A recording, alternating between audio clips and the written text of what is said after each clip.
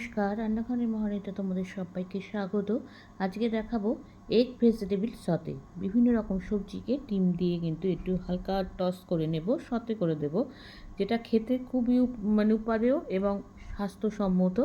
চলো কী কী নিয়েছি বাঁধাকপি আছে, স্প্রিং অনিয়ন আছে, কড়াইশুঁটি আছে, গাজর বিনস আছে, মানে যেগুলো এখন শীতে মোটামুটি এখনও পাওয়া যাচ্ছে সেই সবজিগুলোকে নিয়েছি। আচ্ছা, যেহেতু সতে করব সেজন্য কিন্তু গ্যাসে আমি আগে কড়াইতে জল বসেছি, সবজিটাকে একটু সেদ্ধ করে নেব।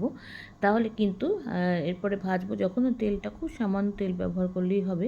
তাই হালকা করে সবজিগুলোকে আগে সেদ্ধ করে নেব। আচ্ছা, সবজিগুলো যখন সেদ্ধ করছিলাম তখন আমি অল্প একটু নুন দিয়ে দিয়েছি। একটু হালকা করে কিন্তু আমার ভাপিয়ে নেওয়া হয়ে গেছে, বা জলটা ঝরিয়ে নেব। আচ্ছা, আমি এখানে কিন্তু কড়াইটা বসিয়ে দিয়েছি, সবজিটা সেদ্ধ হয়ে গেছে, কড়াইটা বসিয়ে দিয়েছি। আমি কিন্তু এখানে বাটার দিয়ে কিন্তু সবজিটাকে হালকা ভেজে নেব। মাখনটা কিন্তু মেল্ট হয়ে গেছে। এবার আমি এখানে কিন্তু রসুন কুচি ব্যবহার করছি না, এখানে আমার কাছে রসুনের গুঁড়ো রয়েছে, ডাস্ট রয়েছে, সেটা দিয়ে দিচ্ছি। হয়ে যাচ্ছে। এবার দেখো আমি এখানে রসুনের ডাস্টটা দিয়ে দিচ্ছি। এর সাথে কিন্তু আমার কাছে রসুনের গুঁড়োর সাথে আমার কাছে কিন্তু পেঁয়াজেরও ডাস্ট আছে। এই দুটোকে কিন্তু আমি একসঙ্গে দিয়ে দেবো। তার জন্য কিন্তু পেঁয়াজ আর রসুন আলাদাভাবে আর আমি রান্নায় ব্যবহার করব না। আচ্ছা, আমি কিন্তু বাটারটা যেহেতু খুব সামান্য পরিমাণে দিয়েছি, দেখতেই পাচ্ছ, যার জন্য কিন্তু মানে মশলাটা, মানে পেঁয়াজ রসুনের যে গুঁড়োটা ভাজছি, এটা কিন্তু একদম শুকনো হয়ে গেছে। আর এখানে সবজিটাকে কিন্তু জল ঝরিয়ে নিয়েছি, এবার সবজিগুলো দিয়ে দিয়েছি ওর মধ্যে, দিয়ে একটু ভালো করে নাড়াচাড়া করে নেব। এভাবে নাড়াচাড়া করতে করতেই কিন্তু এটা ভাজা হয়ে যাবে, যেহেতু অর্ধেকটা আমার সেদ্ধ করা আছে। ডিমের জন্য কিন্তু আমি আর আলাদা তেল ইউজ করছি না। ওর মধ্যে দেখো সবজিগুলোকে একটু সাইড করে নিয়ে এখানে ডিমটা আমি ভেঙে দিয়ে দিচ্ছি। আর এখানে আমি যেহেতু একার জন্য করেছি না, একটা ডিমই ইউজ করেছি, তোমরা 2-3টে ডিমও কিন্তু ব্যবহার করতে পারো। এবার ডিমটাকে একটু নাড়িয়ে নিচ্ছি, নিয়ে ওটাকে একটু ভুজিয়ার মতন করে নেব।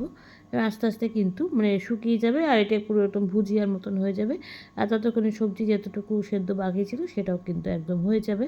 তাহলে কিন্তু একদম রেডি হয়ে যাবে, দুপুরের লাঞ্চেও খাওয়া যায় আর রাত্রে ডিনারও কিন্তু খাওয়া যায়, যেহেতু এটা পেট ভরা খাবার আর টেস্টিও।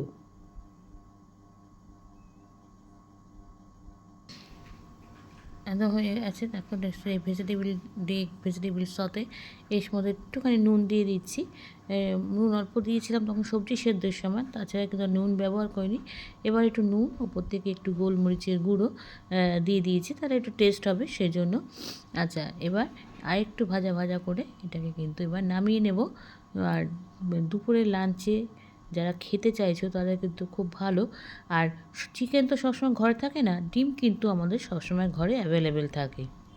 ঠিক আছে, একদম এই ভেজিটেবল সতে খুব চটপট হয়ে যায়, সময় লাগে না কিন্তু। আর একদম পেট ভরা খাবার, দুপুরে লাঞ্চে এক বাটি খেলে কিন্তু আর কিছু খেতে লাগবে না।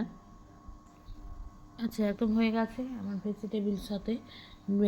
এগ দিয়ে করেছি, তোমরা চিকেন থাকলে চিকেন দিয়েও করতে পারো। আর লাঞ্চে কিন্তু একদম পেট ভরা খাবার, আর খেয়ে কিন্তু কোনো শরীরে কোনো ক্ষতি হবে না।